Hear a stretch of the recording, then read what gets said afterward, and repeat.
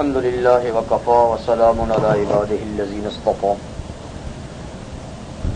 أما بعد فأعوذ بالله من الشيطان الرجيم بسم الله الرحمن الرحيم لله ما في السماوات وما في الأرض وإن تبدوا ما في أنفسكم أو تخفوه يحاسبكم به الله ويغفر لمن يشاء ويعذب من يشاء والله على كل شيء قدير آمن الرسول بما أنزل إليه من ربه والمؤمنون كل آمن بالله وملائكته وكتبه ورسله لا نفرق بين أحد من رسله وقالوا سمعنا وأطعنا غفرانك ربنا وإليك المصير لا يكلف الله نفسا إلا وسعها لها ما كسبت وعليها ما اكتسبت ربنا لا تؤاخذنا إن نسينا أو أخطأنا ربنا ولا تحمل علينا إصرا كما حملته على الذين من قبلنا ربنا ولا تحملنا ما لا طاقة لنا به واعف عنا واغفر لنا وارحمنا أنت مولانا فانصرنا على القوم الكافرين صدق الله العظيم. سورہ بقرہ کا یہ آخری 40واں رکوع ہے. رکوع میں دو باتیں ہیں. پہلی آیا نمبر 284 یہ تو پچھلے مضمون یعنی رکوع نمبر 39 میں جو مسئلہ بیان ہوا تھا شہادت کا امانت کا تو اس کا تکملہ اور اس کا تتمہ ہے یعنی اس کی تکمیل اس سے ہوتی ہے. اور اس کے بعد کی دو آیتیں یہ مخصوص دعا ہیں اور پیغمبر کریم صلی اللہ علیہ وسلم اور صحابہ کرام کی اس سلسلے میں مدح سرائی ہے.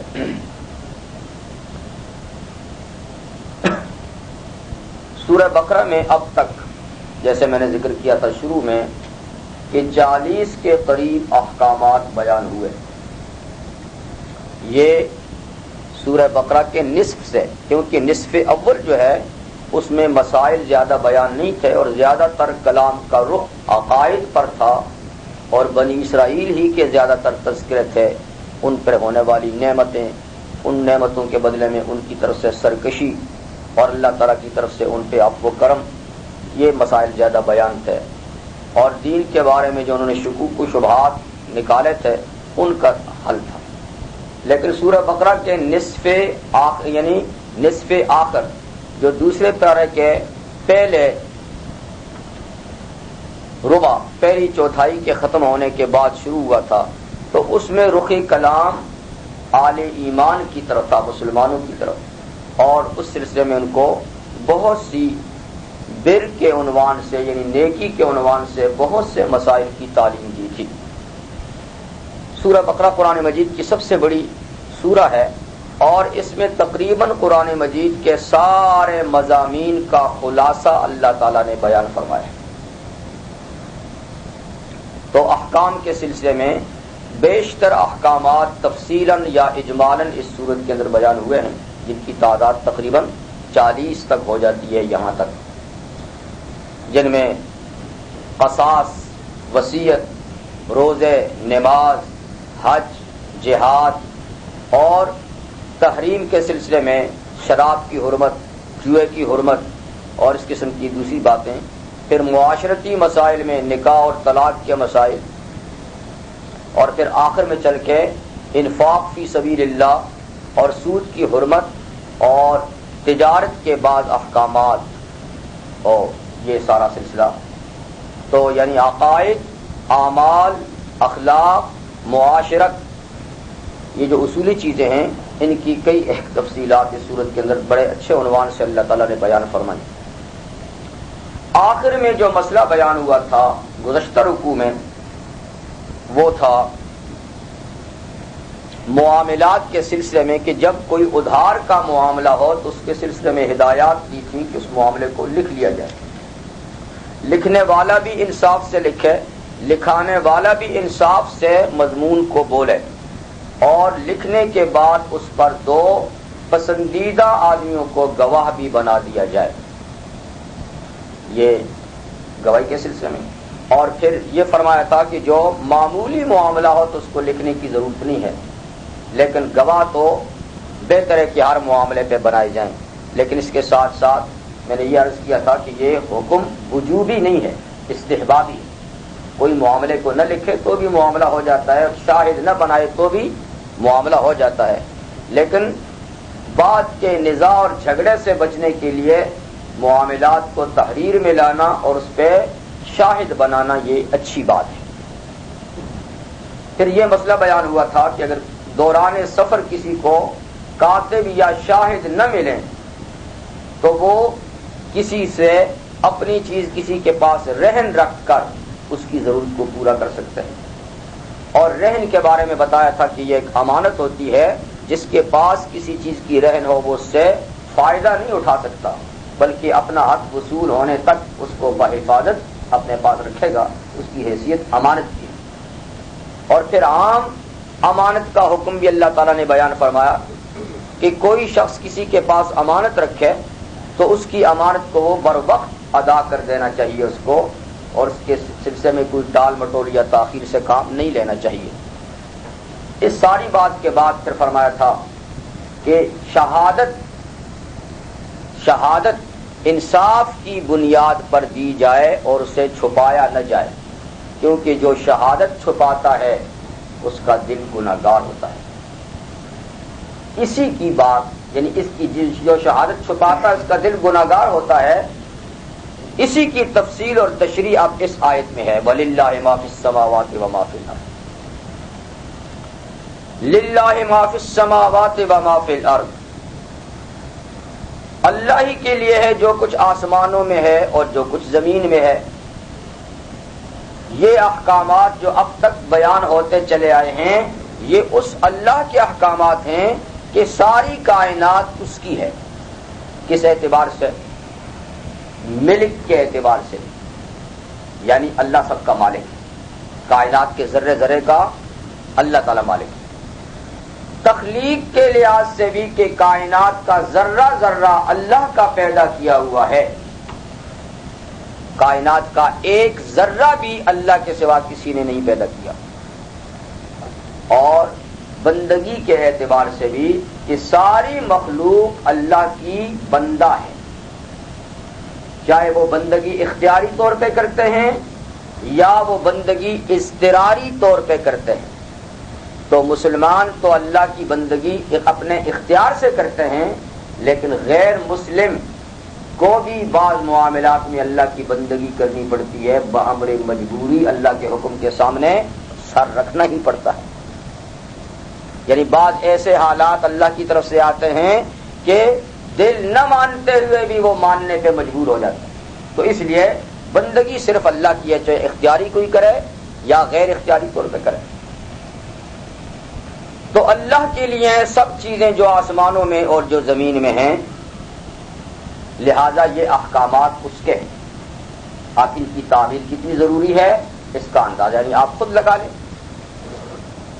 آگے اللہ تعالیٰ کی حکومت ایسی حکومت نہیں جیسے کہ دنیا کے حکمرانوں کی حکومت ہوتی ہے، جو اپنی پبلک کے بہت معمولی معاملات سے باخبر ہوتے ہیں اور سارے معاملات کا پتہ ہی نہیں کہ قوم کیا کرتی ہے، اور جو تھوڑی سی باتیں معلوم ہوتی ہیں وہ بھی ظاہری دل کا تو کسی کو پتہ ہی نہیں۔ لیکن اللہ کی حکمرانی یہ ہے کہ ان تبدوا ما فی انفسکم او تخفوہ یحاسبکم بہ اللہ، جو تمہارے دلوں میں ہے اس کو ظاہر کرو یا اس کو چھپاؤ، اللہ اس کا حساب لیں گے۔ تو اللہ تعالیٰ کی حکومت کا دائرہ کتنا وسیع ہے کہ تم ظاہری میں عمل کرو یا دل میں کسی عمل کے بارے میں ارادہ چھپا رکھو، اور پھر کسی وجہ سے وہ عمل نہ کر سکو تو اللہ اس کو بھی پوچھیں گے کہ اس کام کا تم نے ارادہ کیا تھا اور تم کرنا چاہتے تھے اور پھر تم نہیں کر سکے، یہ ارادہ کیوں کیا تھا؟ اس پہ بھی گرفت یحاسبکم بہ اللہ، حساب تو لیں گے، پوچھ تو ہوگی۔ اس کے بعد فیغفر لمن یشاء ویعذب من یشاء، جس کو چاہیں گے سزا دیں گے اور جس کو چاہیں گے معاف کر دیں گے، یہ بھی ان کا اپنا اختیار ہے۔ مگر جرم بتائیں گے، جرم ظاہری عمل کا بھی بتائیں گے، جرم دل کا بھی بتائیں گے، پھر ان کی مرضی ہے جس کو معاف کر دیں اور جس کو سزا دیں۔ واللہ علی کل شیء قدیر، اور اللہ ہر چیز پر قادر ہے، اپنا حکم نافذ کرنے میں کوئی طاقت ان کو روک نہیں سکتی، کوئی طاقت ان کو روک نہیں سکتی۔ تو اس لیے فرمایا کہ تم کو شہادت دینی چاہیے، شہادت نہ دو گے، دل میں چھپاؤ گے تو اللہ حساب لیں گے، اللہ تعالیٰ اس کا حساب لیں گے۔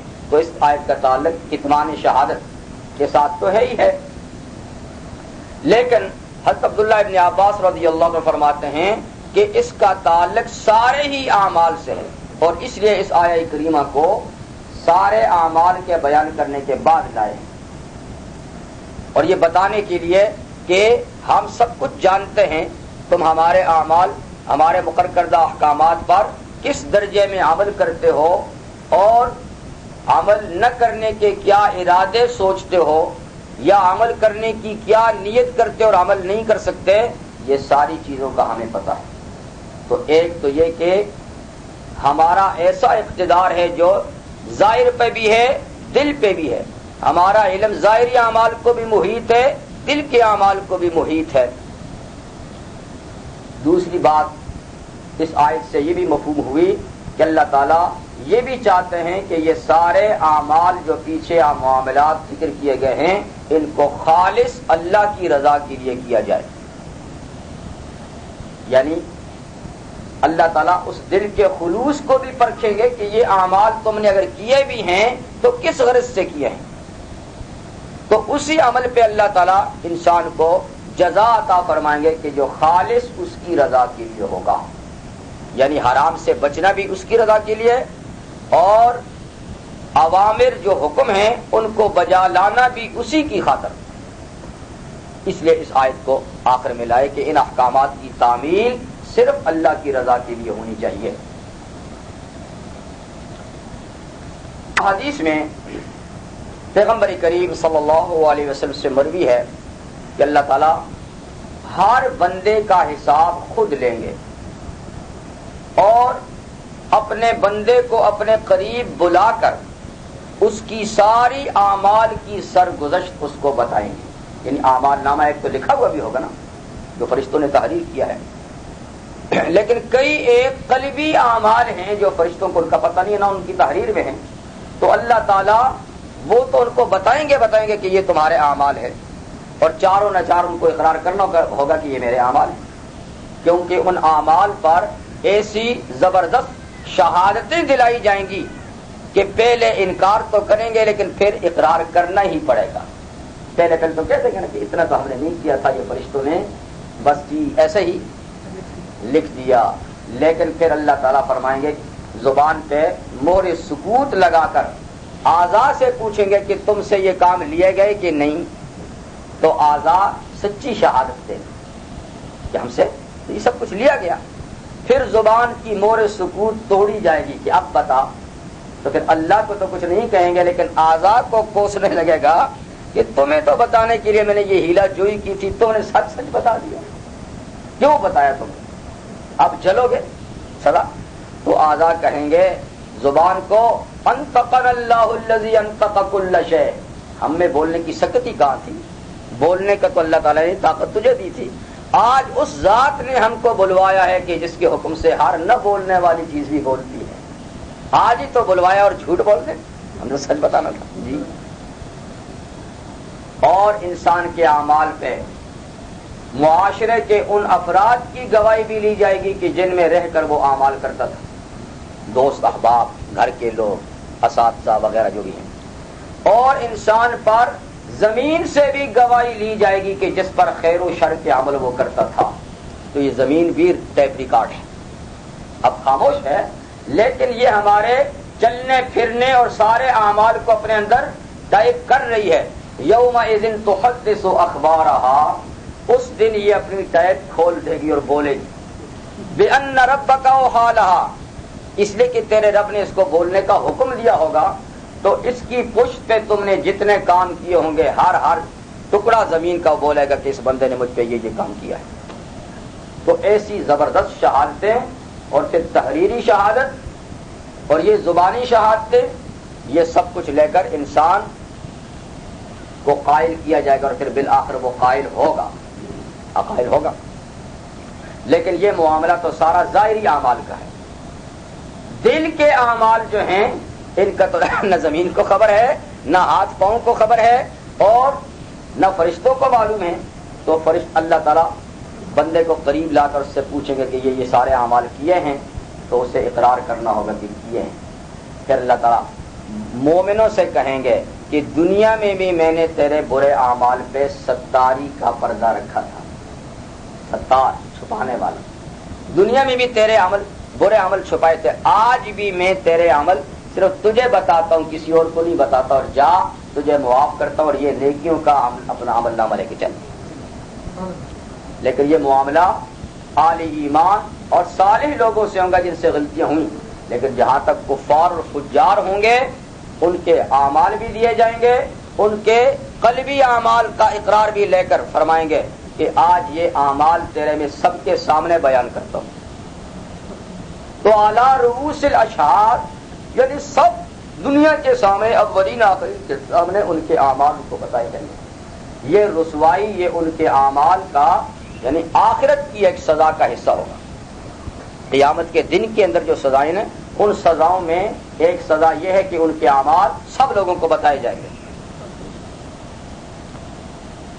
اور ایک حدیث میں پیغمبر کریم صلی اللہ علیہ وسلم نے ارشاد فرمایا ہے کہ اللہ تعالیٰ قیامت کے دن ہر بندے سے کہیں گے کہ آج وہ دن ہے کہ جس میں دل کے بھید بھی کھولے جائیں گے، دل کے راز بھی تشت ازبام کیے جائیں گے. جیسے سورہ عادیات میں ہے نا، اذا بوثر ما فی القبور وحصل ما فی الصدور. قیامت کے دن بوثر ما فی القبور، جو قبروں میں ہیں ان کو نکالا جائے گا، وحصل ما فی الصدور، اور جو سربستہ راز دلوں کے ہیں یہ کھول دیے جائیں گے. تو مطلب یہ ہے کہ دلوں کی کیفیات، دلوں کی نیتیں، دلوں کے احوال یہ کھولے جائیں گے اور بندوں کو بتائے جائیں گے. پھر اللہ تعالیٰ بندہ مومن کے گناہ جو قلبی ہوں گے، جیسے ظاہری بات معاف کریں گے تو قلبی بھی بات معاف فرما دیں گے. لیکن کفار کے جس طرح ظاہری اعمال پہ سزا ہوگی تو قلبی اعمال پہ بھی سزا ہوگی. یہاں ایک حدیث پیغمبر کریم صلی اللہ علیہ وسلم سے مروی ہے کہ آپ نے فرمایا میری امت کی دل کی باتیں اللہ تعالیٰ نے معاف کر دی ہیں جب تک کہ دل کی ان باتوں کو اپنی زبان یا اپنے اعضاء سے عمل میں نہ لائے. زبان سے کہے نہ یا عمل سے کرے نہ، تو جو دل میں باتیں پیدا ہوتی ہیں اللہ تعالیٰ نے ان کو معاف کر دیا ہے. تو اس حدیث سے معلوم ہوتا ہے کہ پوچھ نہ ہوگی، لیکن آیت بتاتی ہے کہ پوچھ ہوگی.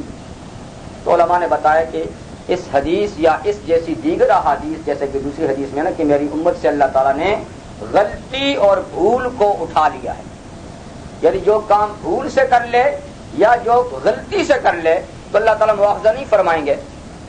تو یہ حدیث اور وہ حدیث بعض علماء فرماتے ہیں کہ اس سے مراد ہیں دنیاوی احکامات، کہ بھول چوک دنیاوی معاملات میں اس کا اثر ظاہر نہیں ہوتا. جیسے کہ کوئی بھول کے کام کر لے، بھول کے کھا لے رمضان میں تو روزہ نہیں ٹوٹتا، سمجھے کہ نہیں. اس طریقے سے کوئی غلطی سے عمل ہو جائے یا زبان سے غلطی سے کوئی بات ہو جائے تو اس سے دنیاوی احکامات پہ اثر نہیں پڑتا. لیکن جہاں تک آخرت کا معاملہ ہے تو وہاں یعنی یہ چیز ہوگی. لیکن بعض حضرات فرماتے کہ نہیں، احادیث اپنی جگہ میں ہیں اور قرآن حکیم کی آیہ کریم اپنی جگہ میں ہے. اصل بات جس معافی کا ذکر حدیث میں ہے کہ غلطی اور بھول کو معاف کیا گیا ہے، اور جس حساب کا ذکر آیت میں ہے کہ دل کے بھیدوں کا بھی حساب لیا جائے گا، بات یہ ہے کہ انسان کے ظاہری اعمال بھی دو طرح کے ہیں اور قلبی اعمال بھی دو طرح کے ہیں. یعنی جو اعمال زبان سے یا ہاتھ پاؤں سے کیے جاتے ہیں وہ دو طرح کے ہیں.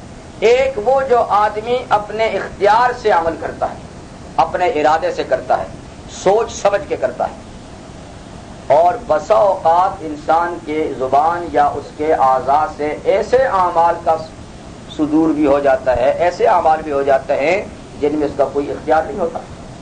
جیسے زبان سے بسا اوقات کہنا کچھ چاہتا ہے لیکن زبان لڑکھڑا جاتی ہے اور لفظ کوئی اور نکل جاتا ہے. کہنا کچھ چاہتا ہے، کچھ کہہ دیتا ہے. یا ہاتھ پاؤں میں کوئی اضطراری حرکت پیدا ہو جاتی ہے. اب کسی کا ہاتھ حرکت کرنے لگ جائے اور وہ کسی سے ٹکر جائے، تکلیف ہو، تو اس پہ کوئی گرفت نہیں، کیونکہ یہ حرکت اور یہ اس کا لگنا اس کے اختیار کی بات نہیں تھی. یا پاؤں حرکت کرتے ہیں یا سر کسی کا حرکت کرنے لگ جاتا ہے اور اس سے دوسرے کو نقصان پہنچے، اس سے کچھ نہیں. تو غیر اختیاری طور پہ انسان کس سے ظاہر میں بھی ایسے اعمال ہو جاتے ہیں جن پہ قانونی طور پہ کوئی گرفت نہیں.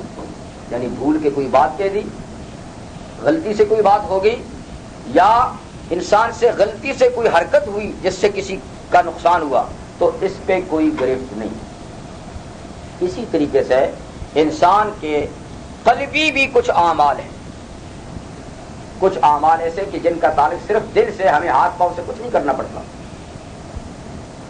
جیسے ظاہری اعمال نماز روزہ جو عملی طور پہ کرتے ہیں، تو قلبی اعمال بھی ہیں جن میں بعض فرض تک ہیں اور بعض حرام تک ہیں. جیسے ظاہری اعمال میں بعض فرض ہیں، واجب ہیں، سنت ہیں، مستحب ہیں. ایسے دل کے بعض اعمال ایسے ہیں کہ جو فرض ہیں، واجب ہیں، سنت ہیں، مستحب ہیں. اور جیسے ظاہری کچھ چیزیں حرام ہیں، مکروہ ہیں، ایسے دل کی بھی کئی اعمال ایسے ہیں جو حرام ہیں اور مکروہ ہیں. تو دل کے اعمال میں جو فرض اعمال ہیں وہ ایمان ہے. ایمان فرض ہے اور سراسر اس کا تعلق دل سے ہے. اگرچہ ایمان کا اقرار بھی ضروری ہے لیکن دل کی تصدیق تو سب سے زیادہ ضروری ہے. اور کسی لمحے بھی انسان کو اجازت نہیں کہ وہ دل کے اندر، ایمان کے اندر کسی قسم کا خلل ہو، کیونکہ بعض صورتوں میں زبان کا اقرار تو معاف بھی ہو جاتا ہے، بلکہ دل کی تصدیق کے خلاف اقرار بھی ہو جائے تو بھی مواخذہ نہ ہوگا. لیکن دل کی تصدیق تو ایسا ایمان کا رکن ہے کہ جس کی کسی صورت میں بھی اس کی تبدیلی کی اجازت نہیں. ولیکن قلب مطمئن بالایمان، دل کا مطمئن بالایمان تو ہر حال میں ضروری ہے. تو ایمان یہ فرض عبادت ہے جو قلبی عبادت ہے. اس طریقے سے شرک کا عقیدہ، ایک تو شرک کا عمل ہے نا، کسی سے دعا کرنا، کسی کے سامنے سجدہ کرنا وغیرہ. ایک شرک کا عقیدہ ہے، دل میں یہ عقیدہ رکھے کہ جو خدا کر سکتا ہے وہ دوسرا بھی کر سکتا ہے کسی کے بارے میں. تو اگر جس نے کوئی عمل شرک کا نہیں کیا لیکن یہ عقیدہ دل میں آیا تو یہ مشرک ہو گیا. تو دیکھیے یہ عقیدہ دل کا عمل ہے اور یہ عقیدہ کفر ہے، حرام ہے. یا کوئی کبھی زندگی میں شراب نہیں پیتا لیکن وہ شراب کو حرام بھی نہیں سمجھتا، تو اس نے عملی طور پہ تو شراب نہیں پی، حرام کا ارتکاب نہیں کیا، لیکن شراب کے حلال ہونے کا عقیدہ دل میں رکھا، تو یہ عقیدہ حرام ہے، یہ دل کا فعل ہے اور حرام ہے. اس عقیدے سے وہ کافر ہو جاتا ہے. اسی طریقے سے تو دل کے اعمال میں کچھ فرض ہیں اور کچھ حرام ہیں. اسی طریقے سے باقی اعمال کی جو کیفیتیں وہ قلب کے ساتھ بھی ہیں. جیسے تکبر یہ حرام ہے اور یہ سر سے قلب کا عمل ہے. اگر کسی کے دل میں تکبر ہے اور ظاہر میں کبھی بھی اس نے تکبر نہیں کیا تابی وہ حرام کا مرتکب ہوا. اسی طریقے سے حسد ہے، یہ حرام ہے اور یہ بھی دل کا عمل ہے. اگر کوئی دل میں کسی سے حسد کرتا ہے، ظاہر میں تو کر بھی کچھ نہیں سکتا، دل میں حسد کرتا ہے تو یہ دل کے اندر اس نے ایک حرام عمل کیا جو دل کا عمل ہے. اسی طریقے سے بہت سارے اور اعمال ہیں. تو ظاہری اعمال جیسے کچھ اختیاری کچھ غیر اختیاری ہیں، ایسے دل کے اعمال بھی کچھ اختیاری کچھ غیر اختیاری ہیں.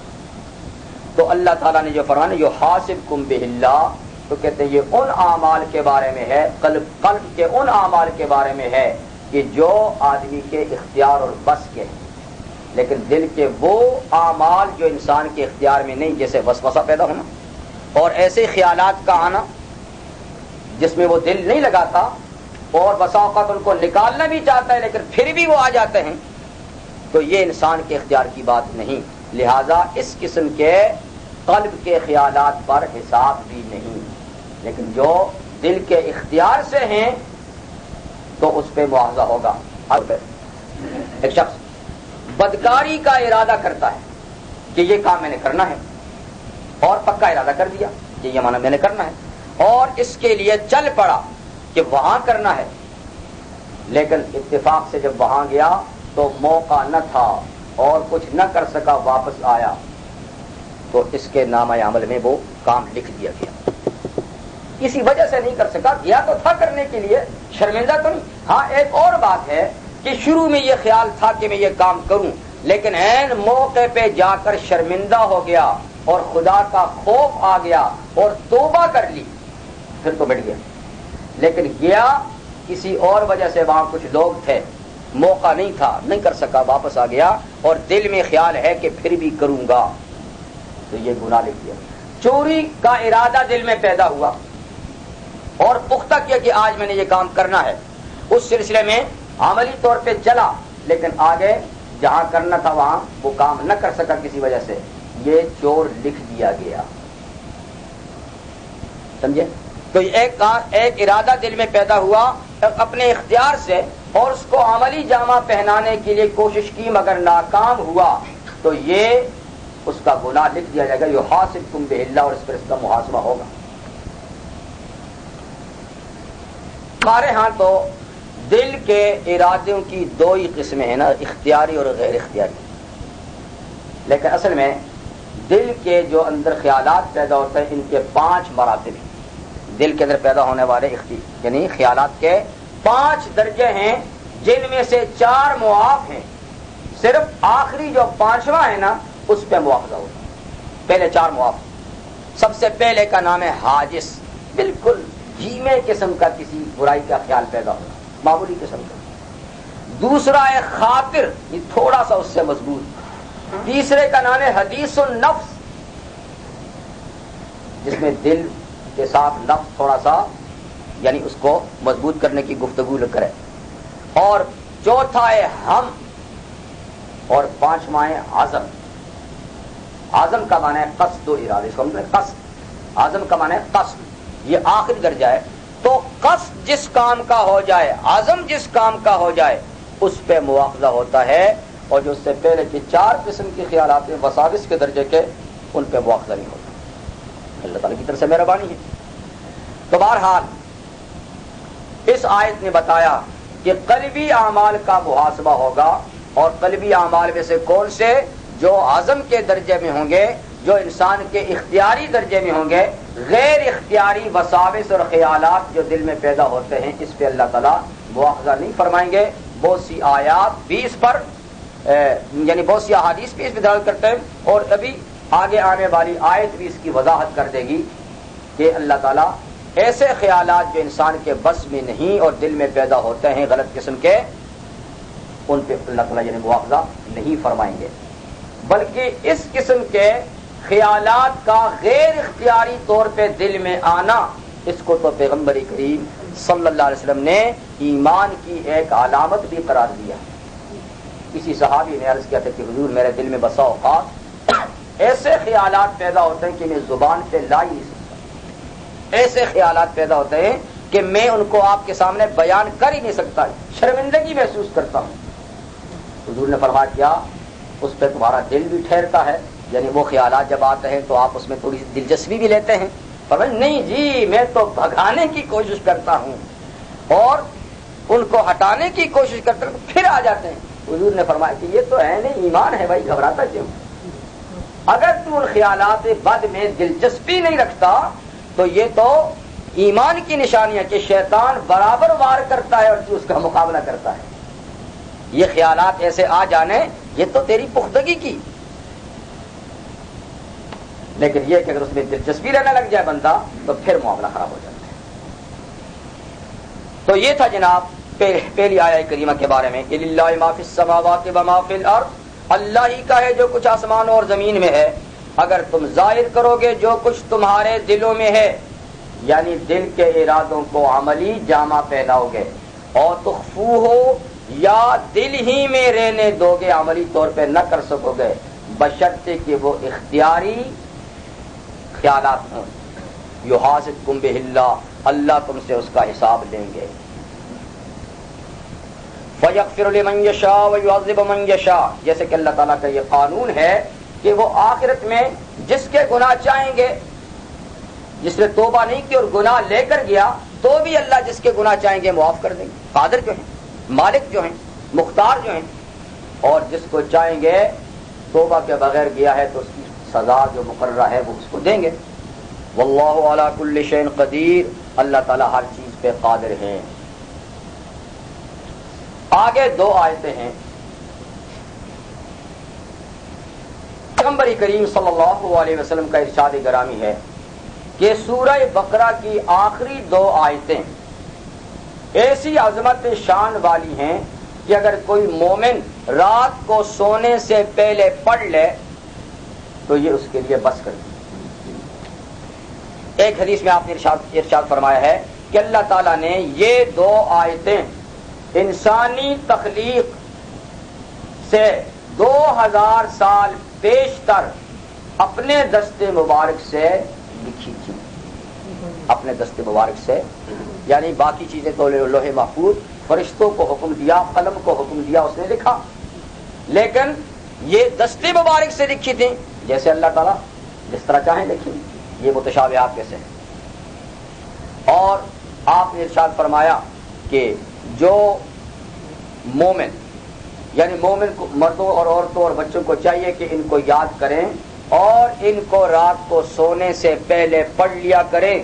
جو ان دو آیتوں کو سونے سے پہلے پڑھ لیں گے وہ نماز تہجد کے بھی قائم مقام ہو سکتی ہے۔ یعنی نماز تہجد تو پڑھنی چاہیے، لیکن کسی نے یہ آیتیں پڑھی تھیں اور رات کو آنکھ نہیں کھلی تو یہ آیتیں اس کی نماز تہجد کے قائم مقام ہو جائیں گی، جس نے سونے سے پہلے پڑھ لی۔ تو کتنا اچھا اور کتنا آسان نسخہ ہے۔ تو بہرحال ایک حدیث میں یہ بھی حضور نے فرمایا کہ اللہ تعالیٰ نے مجھے یہ آیتیں ایک خاص خزانہ عرش سے دی ہیں، عرش کے نیچے خزانے سے جو خاص خزانہ ہے، اللہ نے یہ آیتیں اس خزانے میں سے دی ہیں جو اللہ تعالیٰ کا ایک مخصوص تحت العرش یعنی خزانہ ہے۔ اور ان آیتوں کی ایک خصوصیت یہ بھی ہے کہ باقی قرآن مجید تو بواسطہ جبریل امین نازل ہوتا رہا، لیکن یہ آیتیں شب معراج میں اللہ تعالیٰ نے حضور کو عطا فرمائی، اس میں جبریل امین کا واسطہ بھی نہیں، اور یہ بلا واسطہ اللہ تعالیٰ سے ملی ایک، اور پھر عرش الہی کے نیچے کے خزانے کا ایک خاص تحفہ بھی ہے۔ تو بہرحال یہ بڑی اہم آیتیں ہیں، ان کے اندر ایمان کی بنیادی باتوں کا بھی ذکر ہے، اور آخر میں ایک زبردست دعا ہے جس سے اس سورت کا خاتمہ ہوتا ہے۔ اس آیات کو یاد کیجئے اور آپ نے رات کے معمولات میں ان کو شامل کر لیجئے۔ اوپر آیہ کریمہ نازل ہوئی تھی، للہ ما فی السماوات، حدیث میں ہے کہ جب یہ آیہ کریمہ نازل ہوئی کہ جس کا ظاہری مفہوم یہی ہے کہ اللہ تعالیٰ تمہارے ظاہری اور دل کے اعمال کا حساب لیں گے، تو جب یہ آیت نازل ہوئی تو صحابہ کرام کو بڑی تشویش ہوئی، بڑی پریشانی لاحق ہوئی، اور پریشانی کے عالم میں وہ پیغمبر صلی اللہ علیہ وسلم کی خدمت میں حاضر ہوئے، عرض کی کہ یا اللہ کے پیغمبر، ہم تو اللہ کے بندے ہیں اور جتنے احکامات اللہ تعالیٰ نے بھیجے ہیں بحیثیت بندہ بالکل ٹھیک اللہ کو بھیجنی ہی تھی اور ہمیں ان کو عمل میں لانا ہی تھا، یعنی وہ احکم الحاکمین ہیں، وہ حکم بھیجیں اور ہم ان کے مملوک بندے، ہم اس کی تعمیل کریں، یہ بالکل عین حکمت بات ہے۔ تو جتنی چیزیں آئی تھیں وہ ہمارے بس میں تھیں اور ہم نے اپنی استطاعت کے مطابق ان کو کیا، لیکن اب تو ایسی آیت نازل ہوئی ہے کہ جس میں ایسی بات ہے کہ جو ہمارے بس اور اختیار میں نہیں، اور اگر یہ معاملہ شروع ہو گیا تو کوئی ہم میں سے بچے گا بھی، کوئی ہم میں سے دل کے بھید ٹٹول کے بھی اگر ان کا حساب لیا تو کوئی بچے گا بھی نہیں۔ پیغمبر کریم صلی اللہ علیہ وسلم نے اس کا کوئی جواب نہ دیا، حالانکہ آپ جواب جانتے تھے، آپ صاحب وحی پیغمبر تھے، آپ کو معلوم تھا کہ اللہ کس چیز پہ حساب لیں گے کس پہ نہیں لیں گے، اور اللہ تو عادل ہے، بے انصافی تو نہیں کرنے والے، لیکن اس کے باوجود بھی آپ نے اپنے پاس سے کوئی جواب دینا پسند نہیں فرمایا، بلکہ صحابہ کرام کو یہ تلقین کی کہ بھائی تم بھی بنی اسرائیل کی طرح ہوگے، سمینا و عصینا، سنا اور نہیں مانتے، بلکہ تمہیں ایسا نہیں کرنا چاہیے، جب بھی اللہ کا حکم آئے تو سمینا و اطعنا کہنا چاہیے، سمینا و اطعنا، ہم نے سنا اور ہم نے مانا، غفرانک ربنا والیک المصیر، کچھ کوتاہی غلطی ہو جائے تو اے اللہ ہم آپ سے بخشش طلب کرتے ہیں، آپ کی طرف پلٹ کے جائیں گے، آپ کو تو ہر حکم کے آنے پہ سر تسلیم خم کرنا چاہیے، نہ یہ کہ بنی اسرائیل کی طرف یہ تو مشکل آ گیا اب کیا کریں گے۔ آپ نے یہ تلقین فرما دی، اور آپ کی تلقین فرمانے پہ صحابہ کرام نے کہہ دیا سمینا و اطعنا، تو اللہ تعالیٰ نے یہ آیتیں آگے نازل فرما دی، اور یحاسبکم بہ اللہ جو تھا اس کی تشریح کر دی کہ میں کس دل کے ارادے پہ اور کن خیالات پہ اور کن باتوں پہ حساب لوں گا، اس کی آگے تشریح کر دی۔ مقصد تو وہاں بھی وہی تھا، لیکن ظاہر میں بات وضاحت طلب تھی جس کی وضاحت ہوئی، تو جب انہوں نے سمینا اطعنا کہہ دیا تو اللہ تعالیٰ نے اس کی وضاحت طلب کر دی کہ جو تمہارے اختیار میں نہیں ہے اس پہ گرفت نہیں ہوگی، جو تمہاری اختیاری بات ہے اس پہ گرفت ہوگی۔ آمن الرسول بما انزل الیہ من ربہ والمؤمنون، حضور صلی اللہ علیہ وسلم کی تلقین پہ، یعنی آپ کے بتانے پہ جب صحابہ نے سمینا و اطعنا کہہ دیا تو اس پہ اللہ تعالیٰ نے ان کی تعریف فرمائی، اور تعریف میں بعض بنیادی باتیں ذکر فرما دی ایمان سے متعلق۔ آمن الرسول، رسول ایمان لائے، رسول ایمان لائے، رسول سے مراد ہمارے پیغمبر صلی اللہ علیہ وسلم۔ یوں بھی ہو سکتا تھا کہ آمن محمد بما انزل الیہ، لیکن اللہ تعالیٰ نے آپ کا اسم گرامی ذکر کرنے کے بجائے آپ کا جو منصبی نام ہے اس کو ذکر فرمایا، اس میں زیادہ اللہ کی طرف سے نبی کریم صلی اللہ علیہ وسلم کی تکریم ہے۔ قرآن مجید میں جیسے آپ کو پتا ہے کہ صرف 4 مقامات پہ رحمت عالم صلی اللہ علیہ وسلم کا اسم گرامی لیا گیا ہے، لیکن ان میں بھی کسی جگہ میں آپ کو نام سے خطاب نہیں کیا، نام ذکر کیا ہے، نام لے کر پکارا نہیں، لیکن کئی انبیاء کرام کا قرآن مجید میں ذکر آیا ہے اور اللہ تعالیٰ نے باقاعدہ نام لے کر ان کو پکارا، یا نوح اہبط بسلام، اے نوح کشتی سے سلامتی کے ساتھ اتر جائیے، یا ہود، یا صالح، یا ابراہیم، ہے نا قرآن مجید میں، لیکن یا محمد قرآن مجید میں ہے کہیں؟ نام تو ضرور ہے 4 دفعہ، ایک سورت کا نام سورہ محمد ہے، نزل علی محمد سورت کا نام، اور ما کان محمد ابا احد من رجالکم ولکن رسول اللہ وخاتم النبیین، تو محمد اسم گرامی ہے، احمد اسم گرامی بھی ایک دفعہ قرآن مجید میں ہے، لیکن پکارا نہیں، پکارا نہیں۔ جب پکارنے کی بات آتی ہے تو اللہ تعالیٰ کسی نہ کسی وصف سے پیغمبر کریم صلی اللہ علیہ وسلم کو پکارتے ہیں، یا ایھا المزمل، یا ایھا المدثر، یا ایھا النبی، یا ایھا الرسول، لیکن تو یہ حضور کے منصبی نام ہے، منصبی نام سے اس میں تکریم اور تعظیم سکھائی مقصود ہے، لیکن ہم ہیں جو گھروں میں یا محمد لکھتے ہیں، اسی کا آپ دیکھیں، یعنی اس کے پیچھے عقیدے کی خرابی کو تو چھوڑیے کہ عقیدے کی خرابی کیا ہے یار، لیکن اسی کو دیکھیے کہ، اور آپ کچھ چھوڑ کے یا رسول اللہ بھی لکھنے لگ گئے ہیں بیچارے، لیکن اس کے پیچھے عقیدے کی خرابی ہے تو بالکل صحیح نہیں، عقیدے کی خرابی ہے کہ پکارتے اس لیے ہیں کہ وہ سنتے ہیں اور استغاثہ کرتے ہیں تاکہ وہ ہماری مدد کرتے ہیں، پھر تو یہ شرکیہ بات ہے، اور یہ عقیدہ نہ بھی ہو تو بھی یہ آداب کے خلاف، آداب کے خلاف۔ آمن الرسول، رسول اللہ کے رسول محمد صلی اللہ علیہ وسلم ایمان لائے، حضور کے ایمان کا ذکر بطور تشریف اور تکریم ہے. اصل میں یہاں آل ایمان کے ایمان کا ذکر کرنا مقصود ہے، لیکن ساتھ میں پیغمبر صلی اللہ علیہ وسلم کے ایمان کا بھی ذکر فرما دیا، وگرنہ نبی کے ایمان اور امتی کے ایمان میں زمین و آسمان کا تفاوت اور فرق ہے، کوئی مناسبت نہیں ہے. پیغمبر کے ایمان، وہ تو اللہ کے پیغمبر ہیں، نبی کا ایمان دلائل اور مشاہدے پہ ہوتا ہے، ان پہ وحی آتی ہے، اور کئی چیزوں کے ان کو مشاہدے کرائے جاتے ہیں، جیسے شب معراج میں ہوا، اور شب معراج کے علاوہ عالم رویا یعنی خواب میں ہوا، تو ان کا ایمان ان پہ وحی آتی ہے، اور کئی چیزوں کے ان کو مشاہدے کرائے جاتے ہیں، جیسے شب معراج میں ہوا، اور شب معراج کے علاوہ عالم رویا یعنی خواب میں ہوا، تو ان کا ایمان مشاہدے اور وحی پر ہوتا ہے. اور مومنوں کا ایمان ایمان بالغیب ہوتا ہے، سراسر، یعنی سراسر. یعنی انبیاء کا بھی ہوتا ہے ایمان بالغیب، لیکن ان کا کچھ مشاہدہ بھی ہوتا ہے، لیکن باقی حضرات کا تو کوئی مشاہدہ نہیں. آمن الرسول، رسول صلی اللہ علیہ وسلم ایمان لائے، بما انزل الیہ، اس چیز پر یعنی اس وحی پر جو ان کی طرف نازل کی گئی ہے، من ربہ، ان کے رب کی طرف سے، ان کا پورا پورا اس وحی پہ ایمان ہے بغیر کسی تردد کے.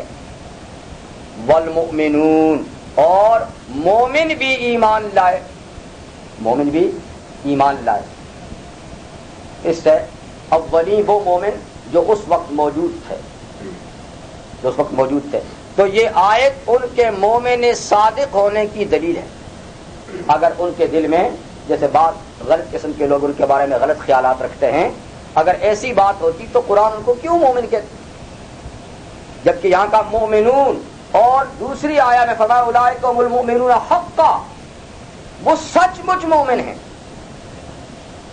یعنی ان کے ایمان کو اس کسوٹی پہ رکھنا کہ وہ تو سچ مچ، اور اللہ تو دل کو جانتے ہیں. اللہ جس کو کہیں گے مومنون اور مومنون حقا، اس کے اندر کسی قسم کا تردد یہ کفر ہے. تو ان کا ایمان ہر شک و شبہ سے بالا تر ہے. کل آمن باللہ، کل سب سے کیا مراد ہے؟ مومن بھی، مومنوں کے پیشوا پیغمبر بھی، مومن بھی اور مومنوں کے مقتدا پیغمبر بھی، سب ایمان لائے. کس پہ ایمان لائے؟ باللہ، اللہ کی ذات پر، کہ خدا کی ذات موجود ہے، اور اللہ وحدہ لا شریک ہے، اور اللہ تمام کمالات کی صفات سے متصف ہے، اور کوئی نقص اور عیب اس کی ذات میں نہیں. یہ ہے ایمان باللہ. اللہ موجود ہے، اللہ ایک ہے، اور تمام کمال کی صفات سے متصف ہے، اور کوئی نقص و عیب اس کی ذات میں نہیں. یہ چار باتیں. وملائکتہ، اور تیرے رب کی فوج اور لشکر کو اس کے بغیر کوئی نہیں جانتا. کتنے ہیں فرشتے؟ بے شمار ہیں. آقا صلی اللہ علیہ وسلم ارشاد فرماتے ہیں کہ آسمانوں پر ایک بالشت جگہ بھی خالی نہیں جہاں کوئی فرشتہ عبادت نہ کرتا ہو. کوئی قیام میں ہے، کوئی رکوع میں ہے، کوئی سجدے میں ہے. اور آقا صلی اللہ علیہ وسلم کا ارشاد ہے کہ جب میں بیت المعمور 7ویں آسمان پر فرشتوں کے قبلے میں پہنچا، تو وہ قبلہ ہے جو اس قبلے کی بیت اللہ کی محاذات میں اس کے بالمقابل 7ویں آسمان پہ ہے.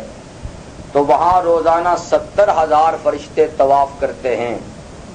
اور فرمائے جنہوں نے ایک مرتبہ طواف کر لیا اب ان کو پھر کبھی بھی موقع میسر نہ ہوگا. جنہوں نے ایک دفعہ طواف کر لیا اب ان کا نمبر کبھی بھی نہیں جائے گا. اور روزانے 70,000 کرتے ہیں. بتائیے. تو ایک وہ حدیث، اور ایک یہ کہ ایک بالش جگہ بھی خالی نہیں. اور پھر یہ بھی روایات میں ہے کہ زمین پہ جب بارش برستی ہے تو ہر قطرے کے ساتھ بھی فرشتہ آتا ہے، اور زمین پہ بھی انگن فرشتے ہیں. تو بے شمار اللہ کے فرشتے ہیں، مگر قدر مشترک ان میں یہ ہے کہ وہ سب نور سے پیدا ہوئے ہیں. تعداد کا تو ہمیں پتہ نہیں، نور سے پیدا ہوئے ہیں. ان میں صنفی تقسیم نہیں، مرد عورت کی تقسیم نہیں، بس فرشتے ایک ہی جنس اور ایک ہی صنف ہے. ان کی تخلیق انسانوں کی طرح نہیں ہوتی، اللہ کے حکم سے ہوتی ہے. ٹھیک ہے. جنات کی تو انسانوں کی طرح ہے، ان کی اللہ کے حکم سے ہوتی ہے، اللہ تعالیٰ ان کو پیدا کرتے ہیں، اس کے حکم کل سے پیدا ہوتے ہیں۔ تو بے شمار ہیں، نور سے پیدا ہوئے ہیں، اور ان کی صفت یہ کہ لا یعصون اللہ ما امرہم، جو اللہ ان کو حکم دیتے ہیں اس میں ان کی نافرمانی نہیں کرتے، حکم بجا لاتے ہیں، مطیع ہیں، معصوم ہیں، اور حکم بجا لاتے ہیں، حکم کی تعمیل، اللہ کا ذکر اور اللہ کے حکم کی تعمیل، یہی ان کی زندگی اور یہی ان کی روح ہے۔ ان میں کچھ فرشتے معلوم بھی ہیں، ان کے ساتھ اس درجے میں ایمان لانا ضروری ہے، ان کے نام یا ان کے کام جو معلوم ہیں، اور جن کے بارے میں نہیں تو اجمالی ایمان لانا کافی ہے۔ معلوم فرشتوں میں 4 مقرب فرشتے ہیں، جبرائیل علیہ السلام اور میکائیل علیہ السلام اور اسرافیل اور اسرائیل علیہ السلام۔ اس کے علاوہ ایک فرشتہ مالک ہے جو جہنم کے فرشتوں کا چیف ہے، جہنم کے فرشتے جتنے ہیں سٹاف کے ان کے چیف ہیں۔ سورہ مومن میں ذکر یا مالک، اس کا ذکر یا مالک لیقضی علینا ربک، جہنمی لوگ جہنم میں تڑپ تڑپ کے اس سے عرض کریں گے اے مالک، خدا سے کہے یہ ہمارا فیصلہ ہی کر دے، یہ سزا نہ دے۔ تو حدیث میں ہے کہ مالک 1 سال تک، وہاں کا سال 1 سال تک تو جواب ہی نہیں دیں گے، اور 1 سال کے بعد جو جواب دیں گے وہ یہ ہوگا انکم ماکثون، چپ رہو تم نے یہیں رہنا، چپ رہو تم نے یہیں رہنا۔ ایسے ہی جنت کے اسٹاف کے جو فرشتے ہیں ان کا بھی ایک چیف ہے رضوان۔ ایسے ہی حدیث معراج میں ہے کہ پیغمبر صلی اللہ علیہ وسلم جب تشریف لے گئے تھے تو پہلے آسمان کے گیٹ کا جو کنٹرولر تھا، جس نے پوچھا تھا کہ جبریل تیرے ساتھ کون ہے، تو اس طرح معلوم ہوا کچھ فرشتے، کچھ اور فرشتے۔ تو یہ حضرات جو ہیں ان کا تو نام اور ان کی پوری تفصیل کے ساتھ ایمان لانا بھی ضروری ہے کہ جبریل امین صاحب وحی ہیں، یہ انبیاء کرام پہ وحی لایا کرتے تھے، اور جن قوموں کو اللہ تعالیٰ سزا دینا چاہتے تھے تو حضرت جبریل امین ان کے سزا کے لیے بھی آیا کرتے تھے۔ اور حضرت میکائیل علیہ السلام یہ مخلوق کو روزی پہنچانے کے سسٹم کے چیف ہیں۔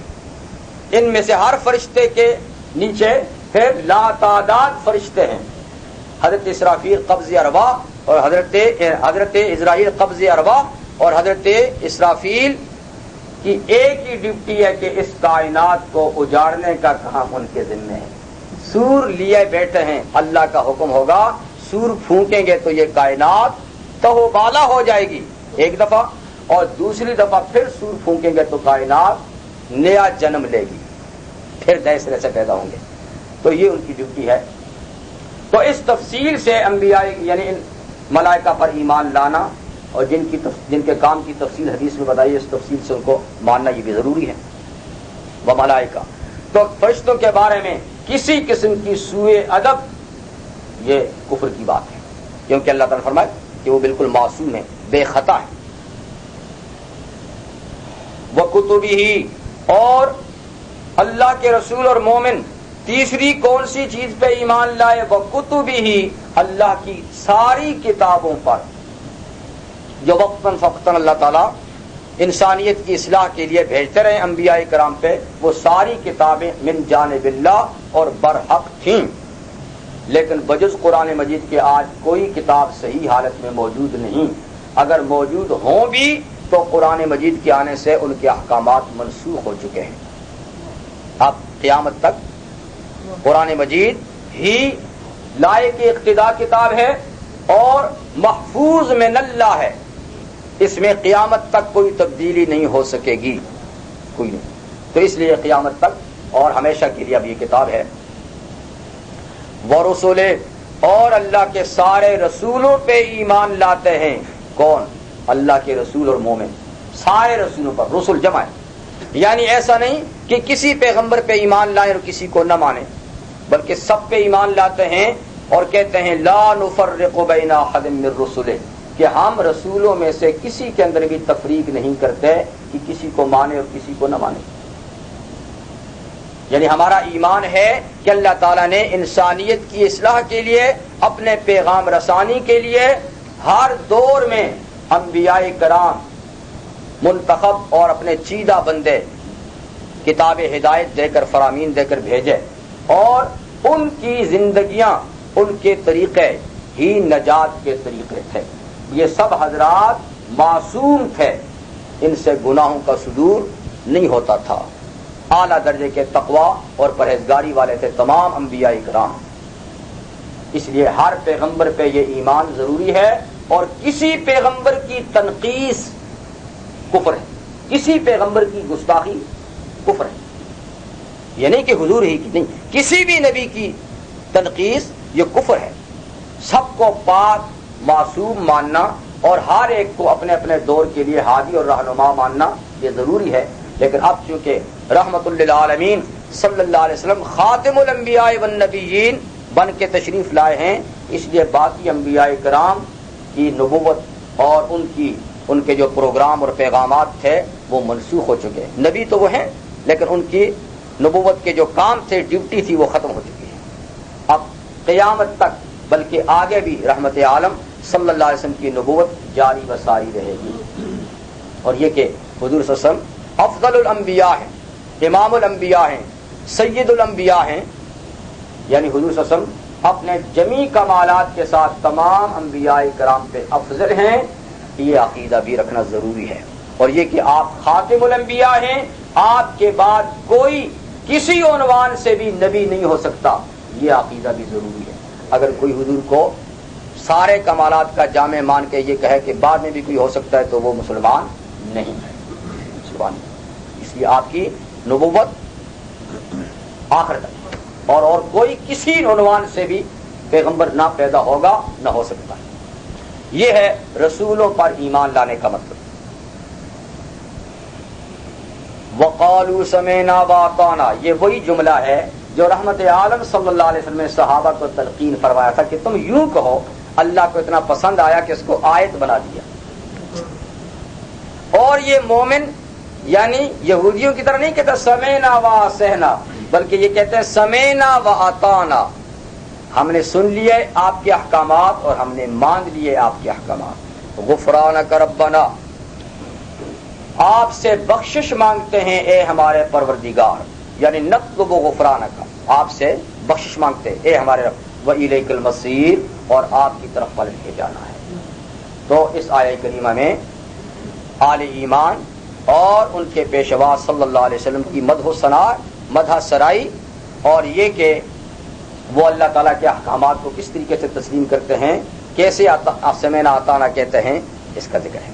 اب اس کے بعد اللہ تعالیٰ اس کی وضاحت فرماتے ہیں، جو اوپر کی آیت میں تھا نا، ان تبدوا ما فی انفسکم وتخفوہ یحاسبکم بہ اللہ، تو فرماتے ہیں کہ نہیں، تم گھبراؤ نہیں، میں تمہیں ایسی چیز کی تکلیف نہیں دوں گا جو تمہارے اختیار میں نہیں ہے۔ لا یکلف اللہ نفسا الا وسعها، نہیں تکلیف دیتا اللہ، تکلیف کا معنی احکام بھیجنا، یعنی احکام کی تکلیف، حکم بجا لانے کی تکلیف، تو نہیں تکلیف دیتا اللہ تعالیٰ کسی نفس کو، کسی آدمی کو، الا وسعها، مگر اس کی طاقت کے مطابق، یعنی اللہ تعالیٰ ایسے احکامات نہیں بھیجتے جو انسان کی طاقت اور اختیار سے باہر ہوں، بلکہ جتنے احکامات بھی اللہ تعالیٰ نے بھیجے ہیں وہ سب ایسے ہیں کہ انسان ان کو بجا لا سکتے ہیں اپنے اختیار سے۔ کوئی حکم ایسا نہیں جو انسان کے دائرہ اختیار سے باہر ہو،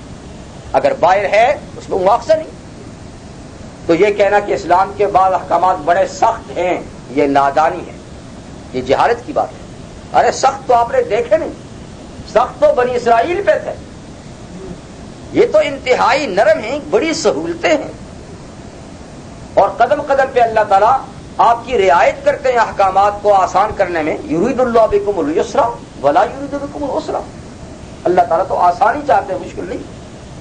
لیکن پھر بھی کوئی کہ جی احکامات بڑے سخت ہیں، تو یہ بڑی نادانی، بڑی جہالت، بلکہ کلمہ کفر ہے، کیونکہ اللہ تعالیٰ جو احکامات بھیجتے ہیں وہ انتہائی سہل اور قابل برداشت، اور جو انسان کر سکتے ہیں اس کے عین مطابق۔ لہا ما کسبت وعلیہا ما اکتسبت، لہذا یعنی جتنے بھی احکام ہیں وہ قابل عمل ہیں. لہا ما کسبت، ہر نفس کے لیے ثواب ہے اس عمل کا کسبت جو اس نے کیا. وعلیہا، اور ہر آدمی یعنی ہر نفس پر وبال ہوگا اس کے برے اس عمل کا اکتسبت جو اس نے کیا. تو ہر آدمی اپنے اعمال کا ذمہ دار ہے. اعمال اختیاری کاموں کے بارے میں، اور یہ کہ وہ اس طریقے سے ہیں کہ ہر آدمی اپنے عمل کا جواب دہ ہے، دوسرے کے عمل کا وہ جواب دہ نہیں. تو یہ لام فائدہ کے لیے اور اعلیٰ نقصان کے لیے ہوتا ہے، اس لیے لہا کا معنی فائدہ، علیہ کا معنی نقصان. اور اچھے کاموں کے لیے کسب کا لفظ بولا جاتا ہے عربی میں، اور برے کام کرنے کے لیے اکتساب. معنی تو دونوں کا کرنا ہی ہے، لیکن کسب اچھے کام کو کہتے ہیں، اکتساب برے کام کو کہتے ہیں. تو لہا ما کسبت وعلیہا مکتسبت، ہر نفس کے لیے وہ ہے جو اس نے کیا، اور اس پہ وبال ہوگا، نقصان ہوگا جو اس نے برا عمل کیا. تو اپنے اپنے اعمال کے جواب دے ہوں گے. لیکن یہ ابتدائی حالت میں، بالکل ابتدائی حالت میں. جہاں تک اسباب کا تعلق ہے تو اسباب کے ذریعے سے بھی نفع یا نقصان ہو سکتا ہے. تو اعمال دو طرح کے ہیں، ایک بالواسطہ اور ایک بلا واسطہ. یہ آیت بلا واسطہ کے لیے یاد رکھیے گا. بالواسطہ اعمال کا فائدہ یا نقصان جو ہے اس کے لیے دوسری آیات اور اس کے لیے دوسری احادیث ہیں. تو بلا واسطہ ہر آدمی اپنے نیک یا برے اعمال کا جوابدار ہے اور اس کی جزا یا سزا وہ بھگتے گا.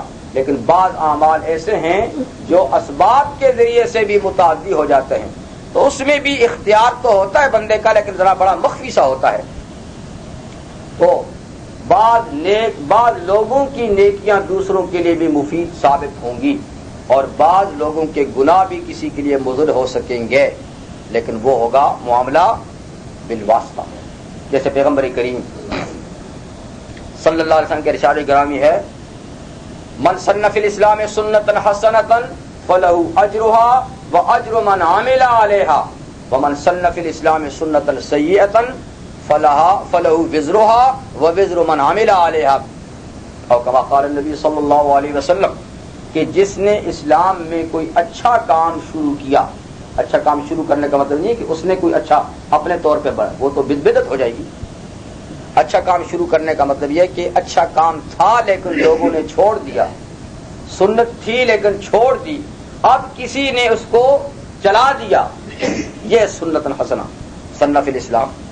یعنی اپنی طرف سے ایجاد نہیں، بلکہ اسلام کا کوئی کام چھوٹ گیا تھا، اس نے اس کو زندہ کر دیا. کوئی سنت رہ گئی تھی، اس کو زندہ کر دیا. تو اس شخص کو اس کام کے کرنے کا ثواب ملے گا، اور اس کو دیکھ کر اور جتنے لوگ کام کریں گے ان کا ثواب بھی اس کو ملے گا، ان کو بھی ملے گا، اور اتنا ثواب یعنی اس کو بھی ملے گا جس نے اس اچھے کام کو شروع کیا. ایسے ہی جس نے اسلام میں کسی برائی کو ایجاد کیا، اسلام میں نہیں تھا کام، اس نے اس کو شروع کر دیا، چاہے وہ نیکی کے عنوان سے شروع کیا یا بدی کے عنوان سے شروع کیا. نیکی کے عنوان سے مراد کوئی بدعت ایجاد کر دی، اور یہ بھی اچھا کام ہے. اور بدی تو یہ تو بدی ہے، وہ سب جانتے ہیں. تو کوئی بدعت یا کوئی برائی شروع کر دی اور اس کو دیکھ کے لوگ بھی اس رستے پہ چل پڑے، تو اس کو بھی اس کا ثواب، اس کا عذاب ملے گا، اور جو اس کو دیکھ کے کریں گے اس کا بھی ان کو. ایسے ہی پیغمبر کریم صلی اللہ علیہ وسلم کا ارشاد ہے کہ دنیا میں جتنے بھی قتل ہوتے ہیں ان کا ایک ایک بدلہ، ایک ایک سزا پہلے اس آدم علیہ السلام کے بیٹے کو بھی جا کر پہنچتا ہے جس نے قتل کی ابتدا کی تھی، قابیل. آدم علیہ السلام کا پہلے جو دو بیٹے حابیل اور قابیل، ایک شہید اور ایک قاتل ہے. تو جتنے قتل ہوں گے تو ایک تو قاتل کو اس کی سزا بھگتی گئے، اور اتنی سزا اس کے پلے میں بھی پڑے گی کہ وہ اس کا موجد ہے. تو بہرحال یا قرآن مجید کی ایک آیت کریمہ میں اللہ تعالیٰ فرماتے ہیں کہ والذین آمنوا واتبعتهم ذریتهم بإیمان الحقنا بهم ذریتهم وما علتناهم من عملهم من شیء، سورہ طور میں ہے۔ وہ لوگ جو دنیا سے چلے گئے اور اپنے پیچھے نیک اولاد چھوڑ گئے اور اس اولاد نے ماں باپ کی نیکی کے رستے پہ چلنا شروع کر دیا، مومن تھی، صالح تھی۔ اب قیامت کے دن ظاہر بات ہے کہ ہر آدمی اپنے اپنے عمل کی جزا و سزا پائے گا، تو فرمایا کہ اگر ماں باپ زیادہ نیک تھے، اولاد کم نیک تھی، جنت میں یہ دونوں پہنچ گئے، وہ زیادہ نیکی کی وجہ سے آگے چلے گئے، ان کا مرتبہ اونچا تھا، یہ کم نیکی کی وجہ سے نیچے کے درجے میں رہ گئے، تو اللہ تعالیٰ ماں باپ کی خواہش پر ان کی اولاد کا درجہ بڑھا دیں گے، ان کا درجہ نہیں گھٹائیں گے، ان کا درجہ بڑھا کر ان کے قریب کر دیں گے تاکہ ان کی خواہش پوری ہو جائے۔ تو دیکھیے ان کے عمل تو کم تھے، لیکن اللہ تعالیٰ نے ماں باپ کے سبب سے ان کا تو ماں باپ کی نیکیاں بھی اولاد کے کام آ گئیں۔ تو یہ ہے، یہ کیا ہے؟ بالواسطہ۔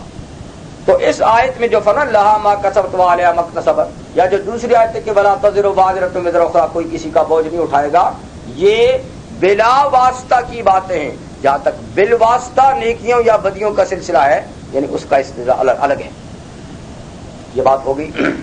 اس کے بعد پھر دعا ہے، ربنا لا تؤاخذنا ان نسینا او اخطأنا،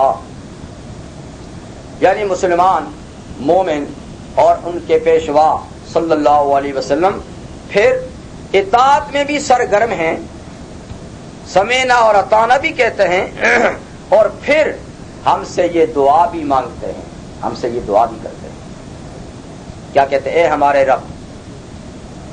دیکھیے دعا میں آپ اللہ تعالیٰ کا کوئی نام بھی لے سکتے ہیں، قل ادعوا اللہ او ادعوا الرحمن، آپ اللہ اللہ کہہ کر پکاریں، یا رحمان رحمان کہہ کے پکاریں، یا کوئی اور صفاتی، یا مالک بھی کہہ سکتے ہیں، یا رزاق بھی کہہ سکتے ہیں، یا فتاح بھی کہہ سکتے ہیں، یا علیم بھی کہہ سکتے ہیں، یا اللہ بھی کہہ سکتے ہیں، یا رحمان بھی۔ لیکن قرآن مجید میں جو دعاؤں کا ایک خاص اسلوب بتایا گیا ہے، وہ لفظ رب کی وساطت سے اللہ کو پکارا گیا، یا ربنا ربنا ربنا، اے ہمارے رب، اے ہماری تربیت کرنے والے، اے ہم پہ احسان کی بارش برسانے والے، کیونکہ رب کا معنی ہے تربیت کرنے والا، اور جو تربیت کرتا ہے وہ انسان کا محسن ہوتا ہے، اور جو محسن ہوتا ہے تو جس پہ احسان ہوتا ہے وہ اس کی بات مانتا ہے، اس کی طرف توجہ کرتا ہے۔ تو اس لفظ میں ایک خاص بات ہے اللہ کے صفاتی نام رب میں، جس کو دعا میں بطور پکار کے استعمال کیا جاتا ہے۔ حضرت ابراہیم علیہ السلام کی دعائیں ربنا ربنا ربنا، اور یہاں بھی اے ہمارے رب لا تواخذنا، نہ مواخذہ کر ہمارا، مت پکڑے ہمیں، ان نسینا، اگر ہم بھول جائیں، یعنی کوئی بھول کے غلطی کا ارتکاب کر لے تو آپ ہمارے بھولے ہوئے کام پر، اگرچہ یہ دعا بظاہر تحصیل حاصل لگتی ہے کہ جب اللہ تعالیٰ نے اوپر کہہ دیا ہے کہ میں نہیں پکڑوں گا، تو پھر ایسی دعا کی کیوں تلقین ہے؟ جب ایک فیصلہ ہو چکا ہے کہ بھول چوک معاف ہے، تو پھر بھول چوک کی معافی کا درخواست کرنے کا کیا مطلب ہے؟ تو دراصل یہ احسان شناسی کی تعلیم ہے۔ اگر کسی نے معاف کر دیا تو آپ بگڑ بیٹھیں، یعنی کسی نے معاف کر دیا تو آپ کو اور زیادہ اس کا احسان مند ہونا چاہیے۔ پھر یہ معنی ہے، صحابہ کے دور میں تو یہ معنی بھی ہو سکتا تھا کہ آپ نے یہ حکم تو بھیج دیا ہے، لیکن کبھی آپ حکم کو منسوخ بھی کر دیتے ہیں، تو ہماری التجا ہے کہ یہ جو حکم بھیجا ہے کہ خطا اور نسیان پہ نہیں پکڑوں گا، اس کو منسوخ نہیں کریں، باقی رکھیں۔ صحابہ کے دور میں تو یہ ہو سکتا ہے، اور ہمارے دور میں اب نسخ تو نہیں ہو سکتا، لیکن احسان شناسی کی بات تو ہے نا کہ اللہ آپ نے کرم فرمایا ہے کہ خطا اور نسیان معاف کر دیے ہیں، ہم مزید آپ سے اسی کی طلب رکھتے ہیں کہ خطا اور نسیان کی گرفت نہ فرمائیں۔ اگر ہم بھول جائیں او اخطانا، یا ہم چوک جائیں، غلطی کر جائیں، تو بھول میں تو یہ کہ آدمی کو پتہ ہی نہیں ہوتا، غلطی میں کچھ اختیار ہوتا ہے لیکن کرنا کچھ چاہتا ہے، ہو کچھ جاتا ہے، تو یہ دونوں چیزیں مواخذے سے بالا ہے۔ ربنا ولا تحمل علینا اصرا کما حملته علی الذین من قبلنا، اے ہمارے پروردگار اور مت رکھیے ہم پہ بوجھ احکامات کا، مت رکھیے ہم پہ بوجھ. کون سا بوجھ؟ یعنی سخت احکام بھیجنے کا. نرم احکام بھیجیے، سخت نہ بھیجیے. کما حملته علی الذین من قبلنا، جیسے آپ نے سخت احکام کا بوجھ رکھا تھا ان لوگوں پر جو ہم سے پہلے ہیں. ان کی شریعت میں جو شدید احکام تھے ہمارے لیے اس میں نرمی کیجیے. تو اہل کتاب کے لیے احکامات میں شدت تھی. ان کی عبادت خانے کے بغیر نہیں ہوتی تھی. نماز کے لیے لازمی جو نماز کی جگہ وہیں جانا ہوتا تھا. ان کی طہارت میں بھی سخت احکامات تھے. کپڑا گندا ہو جائے تو دھونے سے دھلتا نہ تھا، اس کو کاٹنا یا جلانا پڑتا تھا. اسی طریقے سے جسم پہ نجاست لگ جائے تو دھونے سے پاک نہ ہوتی تھی، کھرچنا پڑتا تھا اس کھال کو بھی. اور بعض جرائم کی توبہ قتل کے سوا نہیں تھی کہ اس کو قتل کرو گے تو ہی توبہ ہوگی. صرف زبانی کلامی توبہ سے بات نہیں ہوتی تھی. اس قسم کے اور بھی کئی احکامات اور ان کی نافرمانی کی جیسے کئی پاک اور حلال چیزیں بھی اللہ نے ان کے لیے ممنوع قرار دے دی تھیں. جیسے یہودیوں کے لیے قرآن مجید میں ذکر ہے کہ چربی، جانوروں کی چربی ان پہ باوجود حلال ہونے کے ہم نے حرام کی تھی. اور پھر آگے فرمایا کہ اس لیے نہیں کہ وہ ناپاک تھی، ہم نے ان کے جرائم کی سزا دی تھی. تو سزا کے طور پہ بعض پاک چیزیں بھی ان کے لیے ممنوع تھی. تو یہ تھے سخت احکامات.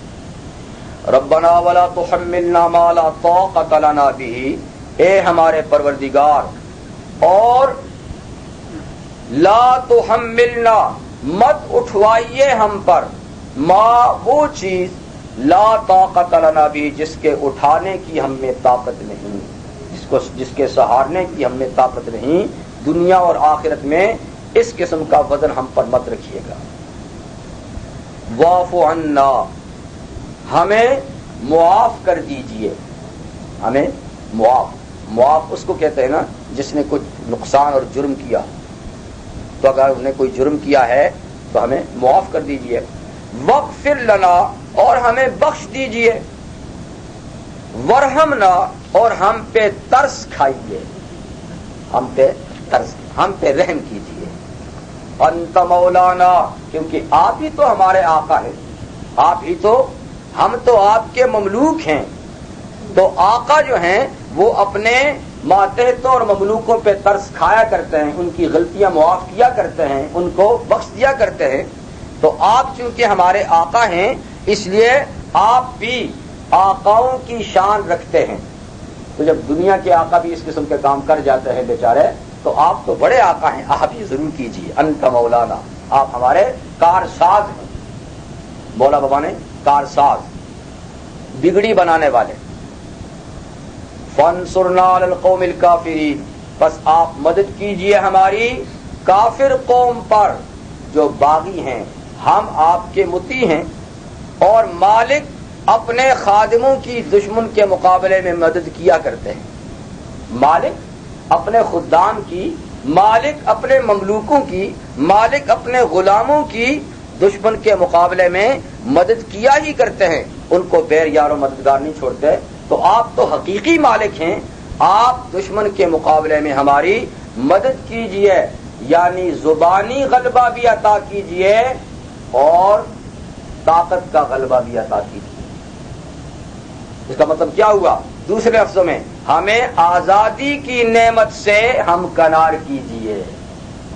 ہمیں، کیونکہ کافر پہ غلبے کا مطلب یہ ہے کہ غلبہ ان کا نہ رہے، ہمارا ہو تو ہم آزاد ہوں. ہم آزاد ہو کر پھر آپ کی عبادت کریں. تو جب تک وہ غالب رہیں گے تو ہم ٹھیک طریقے سے آپ کی عبادت نہ کر پائیں گے. اس لیے ہمیں آزادی دیجئے. معلوم ہوا کہ آزادی اللہ تعالیٰ کی نعمتوں میں سے بہت بڑی نعمت ہے، جس کو اس عظیم الشان آیت کی ساری دعاؤں کے آخر میں بطور نچوڑ کے رکھ دیا کہ آزادی کا ایک لمحہ ہے بہتر غلامی کی حیات جاویدہ سے. غلامی کی ساری زندگی اور آزادی کا ایک لمحہ کوئی مقابلہ نہیں. اس لیے فرما کہ ہمیں ہماری مدد کیجئے کس پہ؟ کافروں پر، ہمیں آزادی کی نعمت سے ہمکنار کیجئے۔ اور آزادی ایسی نعمت ہے کہ ایک اللہ کے پیغمبر کی رسالت کے کاموں میں سے ایک کام ہی امت کو آزادی دلانا تھا کہ نہیں؟ حضرت موسیٰ علیہ السلام، موسیٰ علیہ السلام بڑے جلیل القدر پیغمبر ہیں، ان کی تشریف آوری کے دو مقاصد تھے۔ ایک مقصد تو وہی جو ہر پیغمبر کی تشریف آوری کا مقصد ہوتا ہے کہ اللہ کا پیغام پہنچایا جائے، اور دوسری بات جو بطور خاص ان کی تشریف آوری کے لیے قرآن مجید نے ذکر کی ہے وہ یہ تھی کہ آپ نے فرعون سے مطالبہ کیا تھا کہ میری قوم کو آزاد کر دے، میری قوم کو۔ تو آزادی بہت بڑی نعمت ہے، جن کو حاصل ہے ان کو اس کی قدر کرنی چاہیے، اس کا تحفظ کرنا چاہیے، اور جن کو حاصل نہیں حصول کی جد و جہد کرنی چاہیے، اور اس کے لیے اللہ تعالیٰ سے دعا کرنی چاہیے، کیونکہ آزادی کے حصول کے دو طریقے ہیں اسلام میں۔ کافرانہ تو ایک ہی طریقہ ہے کہ آپ زور سے، دھونس سے، دھاندلی سے، طاقت سے آزادی حاصل کریں، کیونکہ اللہ سے تو کوئی ربط نہیں۔ اور دوسرا اسلامی طریقہ ہے کہ پوری طاقت بھی اکٹھی کریں، لیکن طاقت پہ بھروسہ نہیں، اللہ کی ذات پہ بھروسہ کریں اور اللہ سے آزادی منگوائیں، اللہ سے غلبہ کی دعا کریں، صرف نہیں۔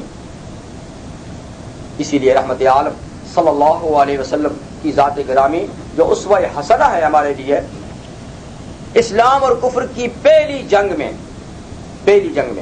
پیغمبر کریم صلی اللہ علیہ وسلم کا اپنا عمل صرف اور صرف دعا تھا۔ مختصر سی فوج آپ نے کثیر فوج کے سامنے قائم کر دی، اور جتنا اختیار میں تھا، جتنا انتظام کر سکتے تھے تو وہ کر دیا، اور اس کو رکھنے کے بعد پھر آپ اللہ کی طرف متوجہ ہو گئے اور کیا دعا کی کہ اے اللہ یہ تھوڑی سی مٹھی بھر جماعت میں لایا ہوں، اگر اس کو آج مٹا دیا گیا تو آپ کا نام لیوا کون رہے؟ تو اس لیے ان کو آج دشمن کے مقابلے میں غلبہ عطا فرمائیے۔ اور آپ اتنی لجاجت سے، تضرع سے اور عاجزی سے دعا فرما رہے تھے کہ بار بار آپ کی مبارک چادر شانوں سے گر جاتی تھی، اور آپ کے رفیق ابو بکر صدیق رضی اللہ تعالیٰ بار بار چادر اٹھا کر کندھوں پہ ڈالتے تھے، اور آپ کی عجز و انکسار کی دعا کو سن سن کے ان کو آپ کی کیفیت پہ ترس آتا تھا، اور بار بار کہتا ہے کہ اللہ کے رسول بس کیجیے، اللہ تعالیٰ آپ کی دعا قبول فرما لیں گے بس۔ لیکن حضور نے اس وقت تک بس نہیں کی جب تک میدان جیت نہیں لیا۔ تو دعا سب سے بڑا ہتھیار ہے جو آج ہم نے چھوڑ دیا، اور ہتھیاروں کی تو ذکر کرتے ہیں، کبھی ہمارے رہنماؤں سے آپ نے کبھی دعا کی بات، مطلب کہ دعا پہ یقین ہی نہیں، ہتھیاروں ہی کی بات ہے، طاقت ہی کی بات ہے، وہ ہے تو ہے، وہ نہیں ہے تو نہیں ہے۔ یہ نہیں کہ ایک زبردست ہتھیار اور بھی ہے، جب اور سارے ناکام ہو جاتے ہیں تو پھر وہ کام دیتا ہے۔ جب دعا ہوئی تو پھر کیا ہوا؟ اللہ نے فرشتوں کی فوج بھیج دی، بدر میں ہے نا، فرشتوں کی فوج بھیج دی، 3000 کا وعدہ ہوا، پھر 5000 کا وعدہ ہوا۔ تو بہرحال دعا ایسا ہتھیار ہے، جب اور ہتھیار کند ہو جائیں تو یہی کام دیتا ہے۔ اور یہ صرف میدان جنگ کی بات نہیں، ہر معاملے میں دعا کو بطور ہتھیار استعمال کریں۔ ہر چھوٹی بڑی چیز اللہ سے مانگیں۔ حضور کی یہ تعلیم، آپ نے فرمایا اگر تمہارا جوتے کا تسمہ بھی ٹوٹ جائے اور تمہارے جیب میں پیسے بھی ہے اور دکان بھی ہے اور تمہیں نظر آ رہا ہے کہ یہاں سے ملے گا اس پیسے سے، لیکن پہلے خدا سے مانگو اور پھر دکان پہ جاؤ۔ یہ تعلیم ہے، ہر چھوٹی بڑی چیز پہلے اللہ سے مانگو اور پھر وسائل۔ اور ہم وسائل میں پڑے جب تھک جاتے تو پھر کہتے جی دعا کیجیے۔ بھائی دعا تو پہلے کرنی تھی، وسائل بعد میں لانے تھے۔ اب ادھر سے کچھ نہ ہوا، اب یہ دعا کیجیے۔ تو دعا پہلے ہے، دوا بعد میں ہے۔ اللہ تعالیٰ نے توفیق عطا فرمائے کہ ہم دعا کو نہ بھولیں۔ تو یہ بہت قیمتی دعائیں ہیں، اللہ تعالیٰ کرے کہ یہ سب یاد کر لیں، رات کے وقت اس کو معمول بنائیں اور بھی اس کو پڑھتے رہیں، تو انشاءاللہ اللہ تعالیٰ کے فضل و کرم شامل حال ہوں گے۔ وآخر دعوانا الحمدللہ رب العالمین۔